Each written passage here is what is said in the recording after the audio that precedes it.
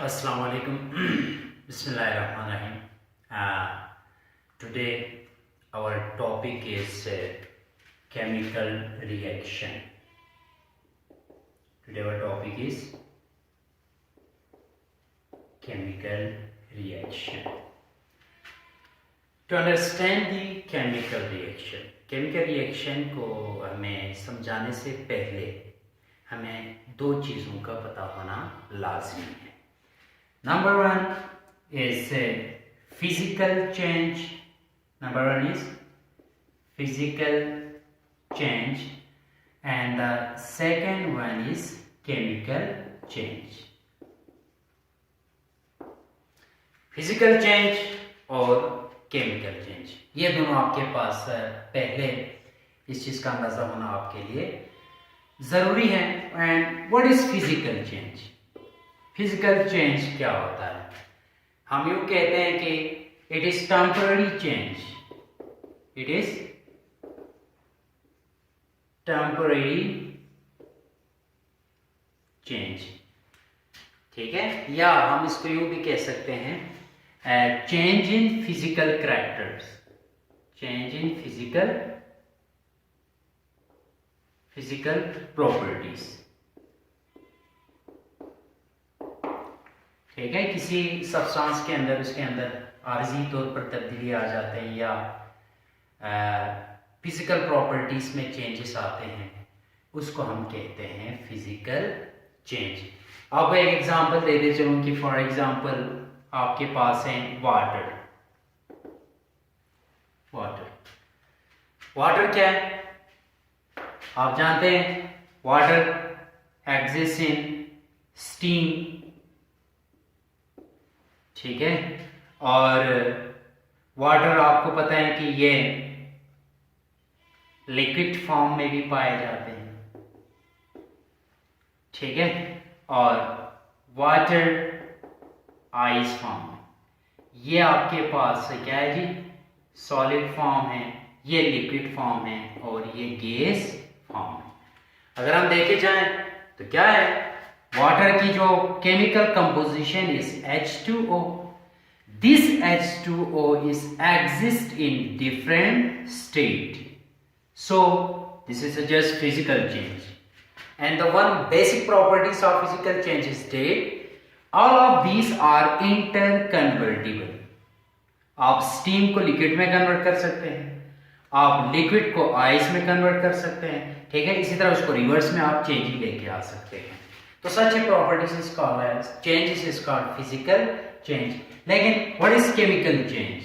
Chemical change आपके पास क्या होता है, इसको हम एक तो यूं कह सकते हैं इट इज परमानेंट चेंज. ठीक है जी, it is permanent change.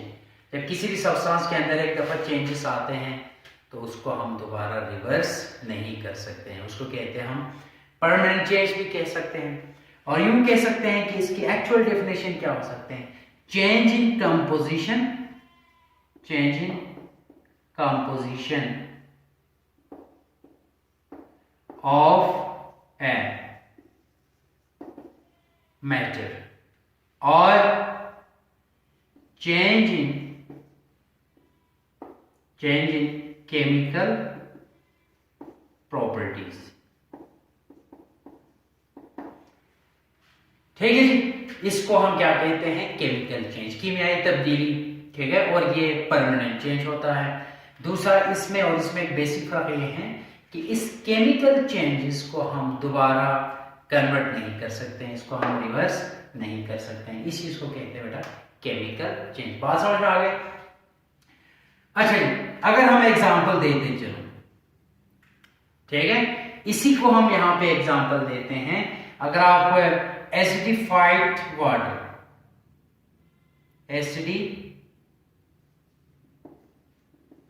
Acidified water, जब एसिडिफाइड वाटर से आप क्या करते हैं, इलेक्ट्रिक करंट गुजार देते हैं.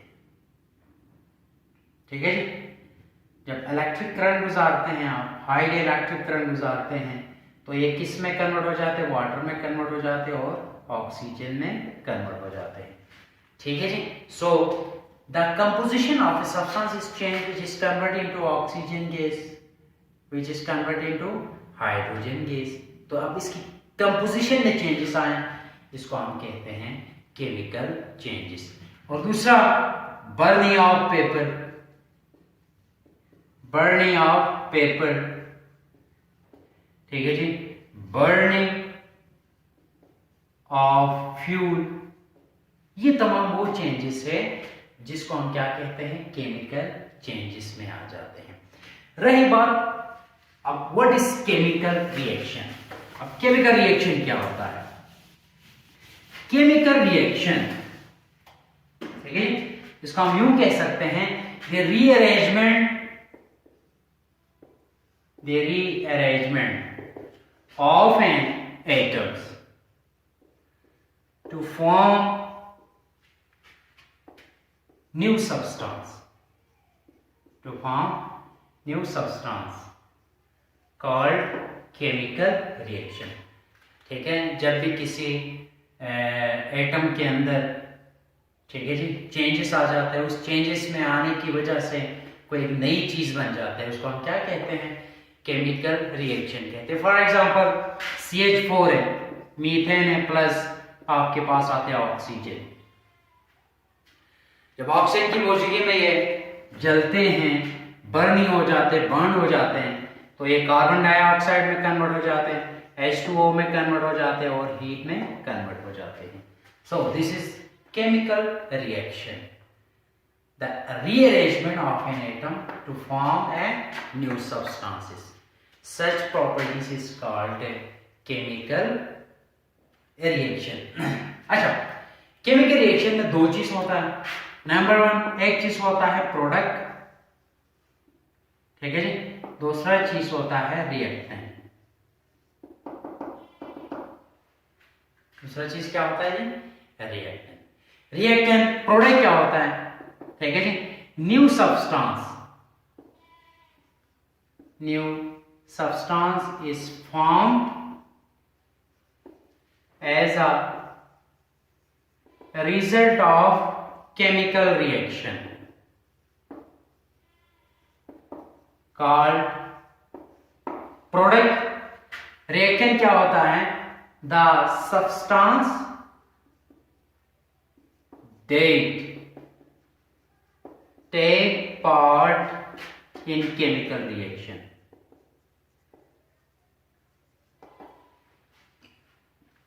वो सब्सटेंस जो केमिकल रिएक्शन में हिस्सा ले रहे होते हैं, उसको हम क्या कहते हैं, रिएक्टेंट कहते हैं। ठीक है जी। और रही बात,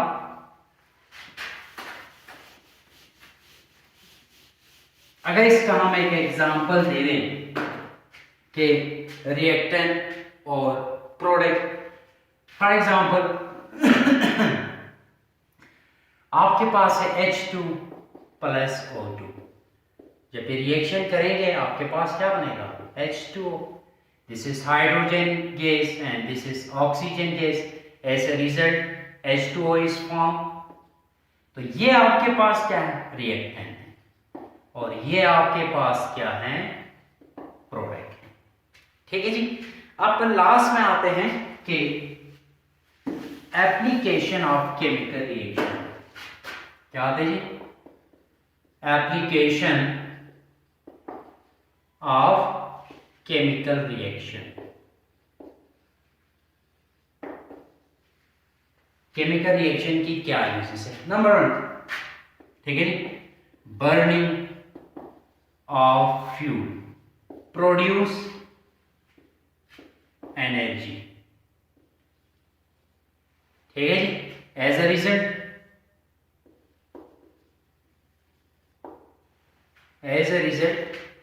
this energy is used for different purpose. This energy is used for different purpose. ठीक है जी। गाड़ियां चलाते हैं आप, बड़े बड़े इंडस्ट्रियां चलाते हैं, वो किस चीज से चलाते हैं, यही फ्यूल। तो फ्यूल के अंदर क्या होता है, केमिकल रिएक्शन होता है, जिसकी वजह से आपको बहुत सारी, ढेरों सारी एनर्जी मिल जाती है। दूसरी जो अहम यूजेस हैं, आप जानते हैं कि रेस्पायरेशन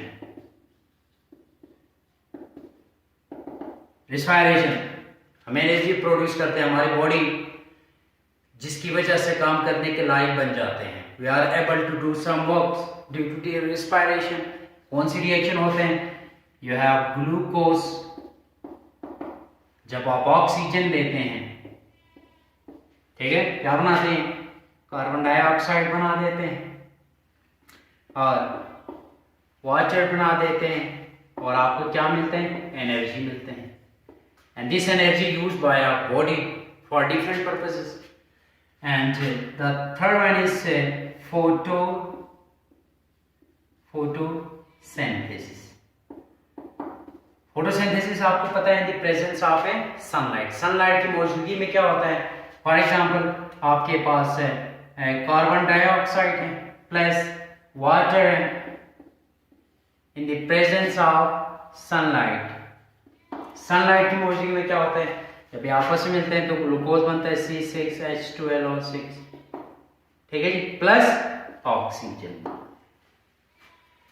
ठीक है, तो आज की हमारी जो थोड़ी सी इंट्रोडक्शन लेसन थी वो ये थी कि केमिकल रिएक्शन क्या होता है और केमिकल रिएक्शन कहाँ कहाँ पे इस्तेमाल होता है और केमिकल रिएक्शन किस तरह से होती हैं, और यही केमिकल रिएक्शन हैं जिसकी वजह से हमारी बॉडी या तमाम जानदार एग्जिस्ट कर सकते हैं। Thank you.